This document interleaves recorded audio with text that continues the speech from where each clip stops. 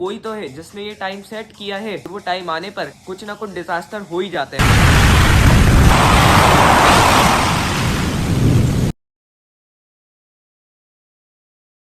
अस्सलामुअलैकुम वरहमतुल्लाहि वबरकातुहू। शुरू करते हैं खुदा के नाम से जो कि इस पूरी कायनात के मालिक है। अभी कुछ दिन पहले एक डिजास्टर हुआ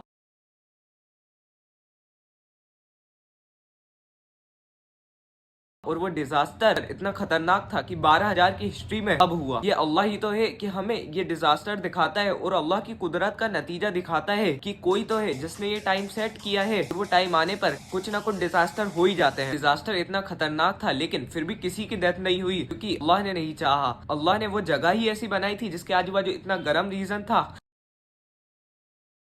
कि वहां पर कोई रह ही नहीं सकता था। तो अल्लाह ही तो है बेशक रहम करने वाला। चलिए तो हम डिजास्टर की बात करते हैं। 23 नवंबर 2025 इथोपिया में एक वॉल्केनो 12,000 साल के रिकॉर्ड में ये हुआ। हाईली गुबी वॉल्केनो इरप्ट हुआ और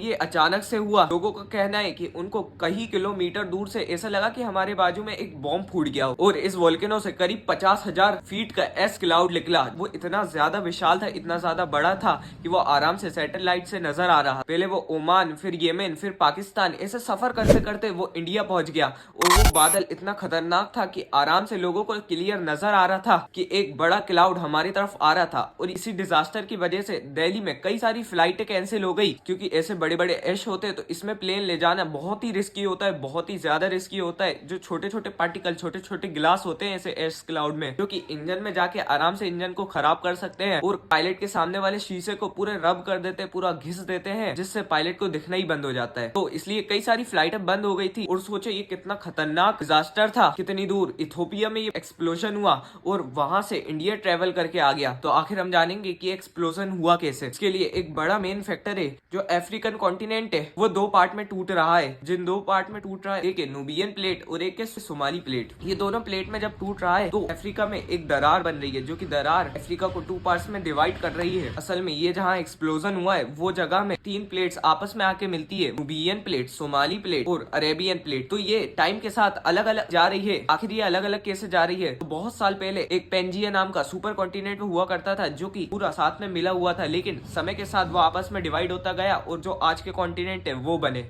ऐसे ही अभी भी ये प्लेट्स दूर होती जा रही है। तो ऐसे बड़े बड़े एक्सप्लोजन हो रहे हैं क्योंकि अफ्रीका में बहुत सारे वोल्केनोज की जगह है। हालांकि ये बहुत धीरे हो रहा है। इंसानों के हिसाब से तो 5 से 10 मिलियन साल बाद ये अच्छे से अलग होंगे क्योंकि ये हर साल 5 to 7 सेंटीमीटर से अलग हो रहा है। ये उतना ही है जितना हमारे नाखून बढ़ते हैं। तो होपफुली आपको समझ में आया होगा कि ये सब हो क्यों रहा है, क्योंकि जो हमारी प्लेट्स है वो आपस में अलग हो रही है। तो ये थी हमारी छोटी सी वीडियो। इस छोटी सी वीडियो में अल्लाह की कुदरत तो आप देखो कि कौन सोचेगा कि ये कॉन्टिनेंट अलग हो सकते हैं। बेशक ये सब बनाने वाला अल्लाह है और हम उसकी कुदरत पर कभी शक नहीं कर सकते क्योंकि इस दुनिया में जो भी होता है, पत्ता भी एक गिरता है तो वो अल्लाह के हुक्म के बिना नहीं गिर सकता। तो अल्लाह से हमारी ये दुआ है कि आगे जो भी फ्यूचर में हो इंशाल्लाह सब अच्छा अच्छा हो और जो भी डिजास्टर आए उसके बारे में इंसानों को पहले ही पता चल जाए। अस्सलामु अलैकुम वरहमतुल्लाहि वबरकातुहू।